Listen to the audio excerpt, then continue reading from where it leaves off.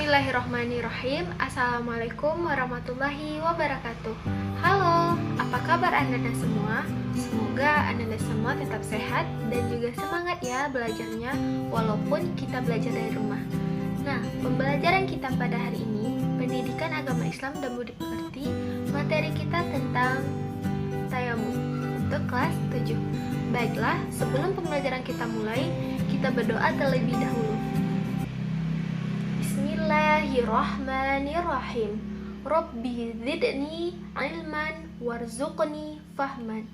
Amin. Jangan lupa 3M, yaitu jangan lupa untuk mencuci tangan dan memakai hand sanitizer, memakai masker bila keluar rumah, dan selalu menjaga jarak dengan orang lain minimal 1 meter agar kita dapat tercegah dari COVID-19, menyelamatkan diri dan juga menyelamatkan keluarga kita.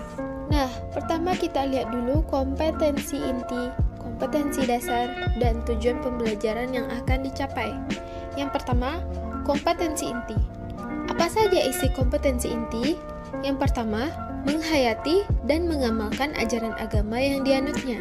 Yang kedua, mengembangkan perilaku jujur, disiplin, tanggung jawab, peduli, santun, ramah lingkungan, gotong royong, kerjasama, cinta damai, responsif, dan proaktif, dan menunjukkan sikap sebagai bagian dari solusi atas berbagai permasalahan bangsa dalam berinteraksi secara efektif dengan lingkungan sosial dan alam, serta dalam menempatkan diri sebagai cerminan bangsa dalam pergaulan dunia.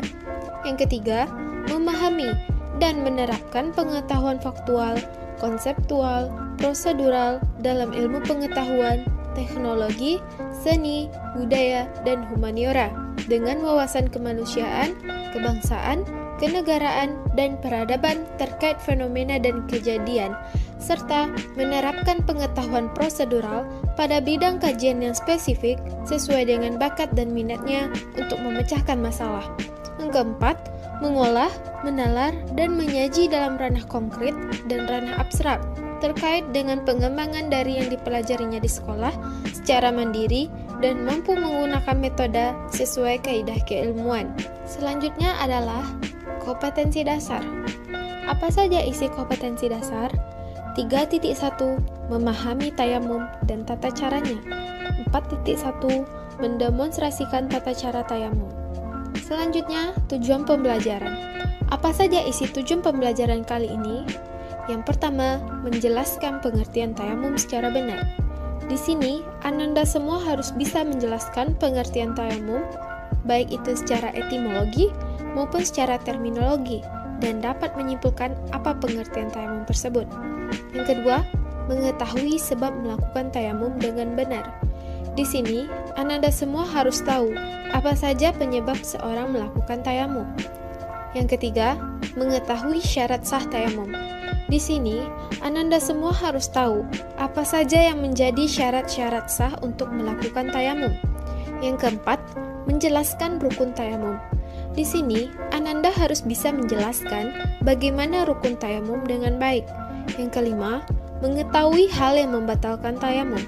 Di sini, Ananda semua harus tahu apa saja hal yang dapat membatalkan tayamum. Yang keenam, mempraktekkan tayamum dengan benar. Di sini, Ananda harus tahu langkah-langkah dalam mempraktekkan tayamum dan bagaimana mempraktekannya. Selanjutnya, kita masuk pembahasan yang pertama, yaitu pengertian tayamum. Apa itu tayamum? Secara etimologi, tayamum berarti sengaja. Adapun secara terminologi adalah sengaja menggunakan debu yang suci untuk mengusap muka dan telapak tangan dalam konteks beribadah kepada Allah Subhanahu wa Ta'ala. Dari pengertian tersebut, dapat kita simpulkan bahwa tayamum ialah mengusapkan tanah ke muka dan kedua tangan sampai siku dengan beberapa syarat. Tayamum adalah pengganti wudhu atau mandi sebagai rukhsah atau keringanan untuk orang yang tidak dapat menggunakan air karena beberapa halangan atau uzur. Selanjutnya, sebab melakukan tayamum.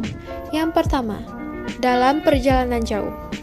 Jika seseorang pergi dan jauh dari tempat keberadaannya, ia boleh bertayamum. Contohnya, Ali dan keluarga pergi menggunakan kapal dari Jakarta ke Lampung. Ketika masuk waktu sholat, Ali dan keluarga ingin mengambil wudhu di kamar mandi yang ada di kapal. Namun, airnya tidak hidup, maka Ali dan keluarga boleh bertayamum. Yang kedua, sebab melakukan tayamum, jumlah air tidak mencukupi karena jumlahnya sedikit dan yang ada hanya air untuk diminum. Contohnya, Bimo dan teman-teman pergi ke wisata ke suatu bukit. Namun, sewaktu di perjalanan, waktu sholat asar sudah masuk. Lalu, Bimo dan teman-teman pergi ke kamar mandi umum yang ada di sana. Ternyata, air di sana hanya sedikit, tidak cukup untuk berwudu. Maka, Bimo dan teman-temannya boleh melaksanakan tayamum. Yang ketiga, telah berusaha mencari air tapi tidak diketemukan. Di suatu keadaan, bisa saja seseorang tidak menjumpai air di dekatnya untuk berwudu. Contohnya, siswa SMP sedang ikut pramuka di suatu wilayah. Saat mereka menyusuri hutan, waktu sholat zuhur telah masuk, namun mereka tidak juga menemukan air. Maka, mereka boleh bertayamum. Yang keempat, pada sumber air yang ada, suhu atau kondisinya mengandung kemudaratan. Apa itu kemudaratan? Kemudaratan adalah sesuatu yang mengandung bahaya. Contohnya, di persawahan, seorang petani ingin melaksanakan sholat asar. Lalu, ia mengambil wudhu di sungai. Namun, di sana ada buaya atau binatang buas. Jika ia mengambil wudhu di sana, maka takut nyawanya akan terancam. Maka, ia boleh bertayamum di dekatnya itu. Yang kelima, air berada di tempat yang jauh yang dapat membuat telat sholat. Contohnya, saat Yola dan keluarganya pergi berlibur ke kampung neneknya di suatu kampung yang cukup terpencil, setelah sampai di rumah nenek, waktu sholat zuhur sudah masuk dan ternyata di rumah nenek Yola sedang tidak ada air karena hujan belum turun di kawasan rumah nenek. Selama ini, nenek Yola hanya mengandalkan air hujan dan air yang diambil dari sungai. Namun, sungai tersebut sangat jauh dari rumah nenek Yola. Maka, Yola dan keluarga boleh bertayamum saja. Yang keenam, sakit dan tidak boleh terkena air. Jika berwudu dengan air, ditakutkan sakitnya akan bertambah. Contohnya, seseorang korban kebakaran, kulitnya melepuh di bagian tangannya. Tidak mungkin ia berwudu dengan air karena ditakutkan sakitnya itu bertambah parah. Maka, seseorang tersebut boleh bertayamum. Dari yang dijelaskan tadi, itulah penyebab seseorang melakukan tayamum. Selanjutnya, kita membahas syarat sah tayamum. Apa maksud syarat sah? Syarat sah adalah segala sesuatu yang diperlukan dan diharuskan sebelum melakukan atau mengerjakan sesuatu. Apabila syarat yang dibutuhkan tidak semuanya terpenuhi, maka sesuatu yang kita kerjakan itu tidak sah. Apa saja yang menjadi syarat sah tayamum? Yang pertama, telah masuk waktu sholat. Tidak sah tayamum kalau belum masuk waktunya. Contohnya, saat seseorang dan teman-temannya pergi ke kawasan gunung, mereka tidak menemukan air di sana. Padahal waktu asar sudah masuk, maka mereka boleh bertayamum dengan debu yang ada di dekat mereka. Yang kedua, memakai tanah atau debu yang bersih dari najis dan kotoran. Tanah atau debu yang digunakan haruslah bersih dari segala najis dan kotoran, baik itu najis ringan, mukhafafah, sedang, mutawassithah, maupun berat, mughalazah. Contohnya, saat di perjalanan dengan menggunakan kereta api, kita bisa tayamum di dinding bagian dalam kereta api yang kita yakini ada debu. Namun, terdapat bekas darah di sana. Maka, kita tidak boleh mengambil debu di tempat itu, karena tercampur dengan sesuatu. Yang ketiga, memenuhi alasan atau sebab melakukan tayamum. Apa saja sebab melakukan tayamum tadi? Sudah kita jelaskan tadi, yang menyebabkan melakukan tayamum adalah dalam perjalanan jauh, jumlah air tidak mencukupi karena jumlahnya sedikit dan yang ada hanya air untuk diminum, telah berusaha mencari air tapi tidak diketemukan, pada sumber air yang ada suhu atau kondisinya mengandung kemudaratan, air berada di tempat yang jauh yang dapat membuat telat sholat, sakit, dan tidak boleh terkena air. Bisa kita beri contoh. Contohnya, jika memang benar-benar tidak ditemukan air di kawasan rumah, maka disahkan untuk bertayamum. Nah, selanjutnya kita akan membahas tentang rukun tayamum. Apa itu rukun? Rukun adalah suatu bagian pokok yang wajib kita kerjakan dalam suatu pekerjaan. Ini tidak boleh ditinggalkan dalam mengerjakan suatu perkara. Apa saja yang menjadi rukun tayamum? Yang pertama, niat tayamum. Yang kedua, mengusap muka atau wajah dengan debu atau tanah yang suci.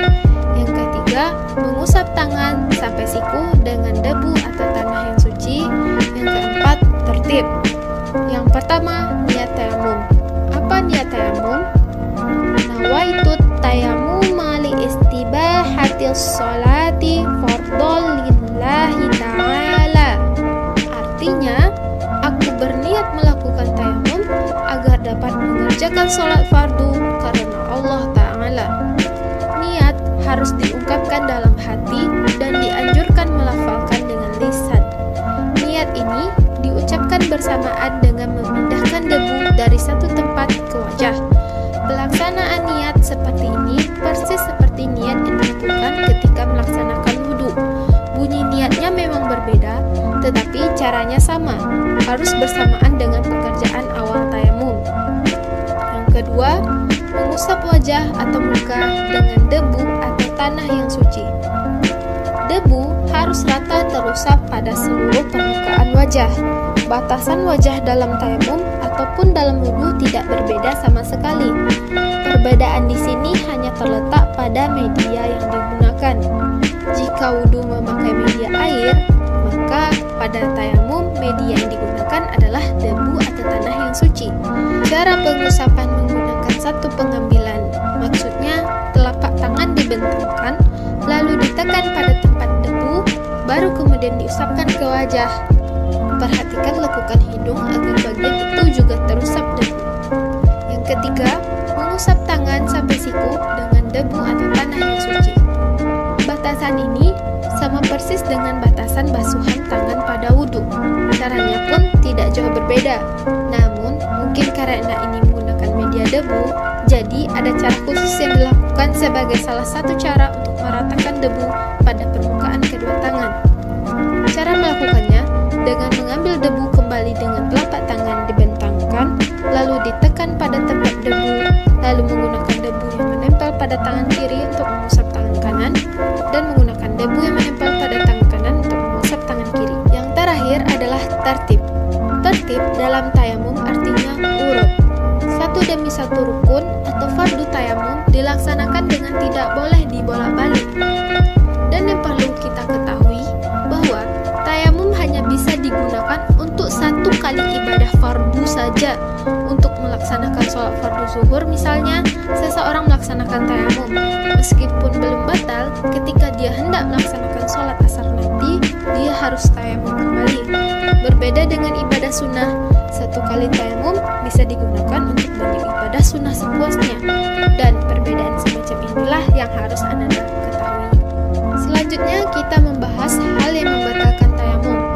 Apa saja hal yang dapat membatalkan tayamum? Yang pertama, semua yang membatalkan wudhu juga membatalkan tayamum. Apa saja yang membatalkan wudhu? Di antaranya adalah kentut, buang air kecil, buang air besar, bersentuhan kulit antara laki-laki dan perempuan. Yang kedua, telah menemukan air. Jika seseorang telah menemukan air untuk berwudu, maka tayamumnya tadi batal dan hendaknya ia mengambil wudu untuk segera melaksanakan sholat. Yang ketiga, murtad. Orang yang keluar dari agama Islam dan setelah itu orang tersebut masuk agama lain, maka tayamumnya batal. Yang terakhir, kita akan membahas tata cara tayamum dan bagaimana prakteknya. Tata cara tayamum. Yang pertama, niat. Niatnya apa? Seperti yang dijelaskan tadi, niatnya adalah nawaitut tayamum li istibahatil sholati fardhon lillahi ta'ala. Aku berniat melakukan tayamum agar dapat mengerjakan sholat fardu karena Allah Ta'ala.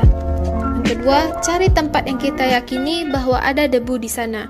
Pastikan bahwa debu yang kita pakai itu adalah debu yang suci. Kemudian meletakkan telapak tangan di atas tempat yang ada debu tadi dan membaca Bismillahirrahmanirrahim. Lalu mengangkat kedua telapak tangan dan meniup debu. Usapkan telapak tangan ke wajah hingga rata. Kemudian mengambil debu kembali seperti sebelumnya, lalu tiup dan diusapkan ke tangan sampai pergelangan tangan atau sampai siku. Selanjutnya, Ibu akan menampilkan sebuah video terkait tata cara tayamum. Silahkan Anda semua untuk memperhatikan dan menyimak video yang Ibu berikan. Selamat menonton!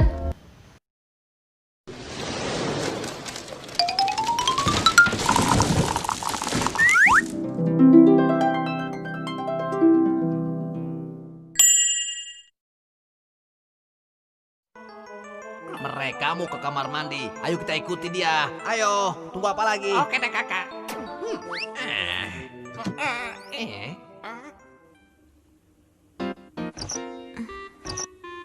Ih, airnya kok nggak keluar? Ibu, airnya kok nggak keluar? Cucian deh lu, kehabisan Iya, air. rasain lu. Bu, kita berwudu di mana, Bu? Ya sudah, kita kembali ke ayah dulu. Kita tayamum saja. Ya, kita wudhu di mana? Di kamar mandi airnya macet. Iya kan, Aisyah? Iya, Kak. Kita tayamum saja. Tayamum itu apa sih? Ah, dasar kamu bloon. Masa nggak tahu sih yang biasa buat lalapan makan itu loh. Dasar belum pernah makan bangku sekolahan. Punya teman bloon amat sih. Itu tuh ketimun. Cabut. Tayamum itu apa ya? Tayamum itu pengganti wudhu. Karena tidak ada air, ketika dalam perjalanan, atau karena sakit. Terus wudunya pakai apa ya? Pakai debu, sayang.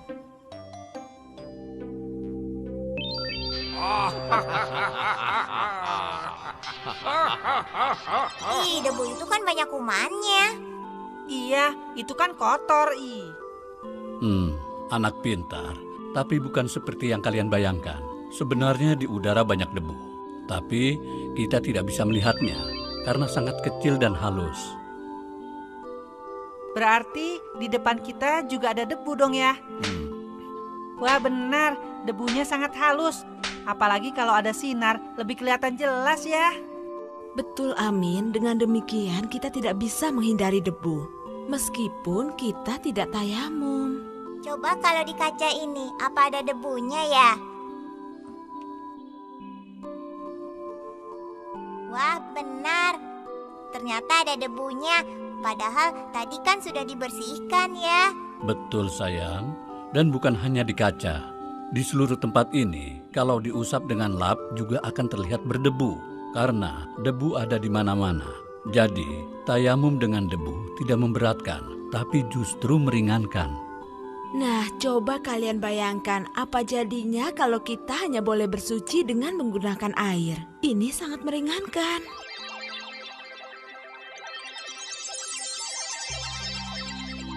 Oh, sudah saatnya sholat.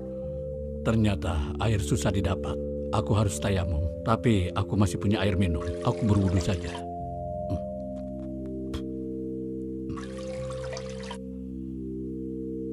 Assalamualaikum warahmatullahi wabarakatuh. Assalamualaikum warahmatullahi wabarakatuh. Ya Allah, air minumku habis. Coba aku tadi bersuci dengan bertayamum. Aku masih bisa minum. Haus sekali. Lalu bagaimana caranya berwudu dengan debu ya? Bukan berwudu, Amin, tapi tayamum. Mula-mula kita niat tayamum.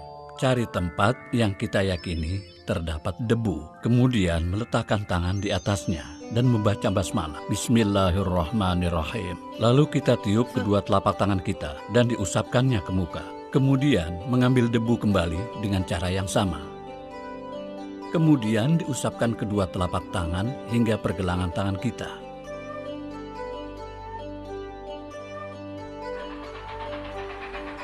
Amin. Aisyah, kita mulai sholat yuk. Semua sudah bertayamum kan? Sudah ya.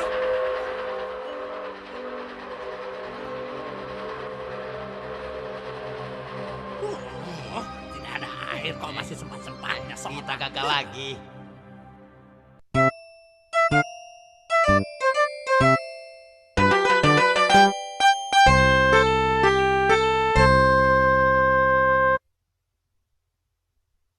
Bagaimana? Sudah paham kan tata cara pelaksanaan tayamum?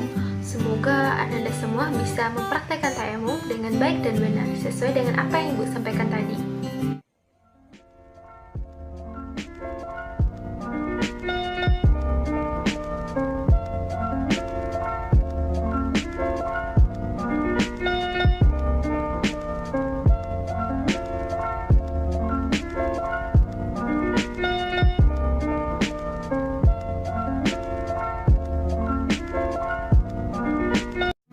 Oke, untuk minggu depan kita akan mempelajari tentang sholat. Jadi silakan Ananda untuk membaca materi sholat dan memahami materi tersebut.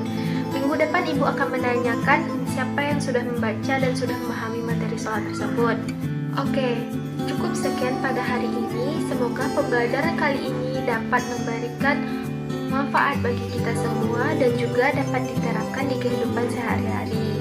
Terima kasih atas perhatian Anda semua. Akhir kata, Assalamualaikum warahmatullahi wabarakatuh. Bye!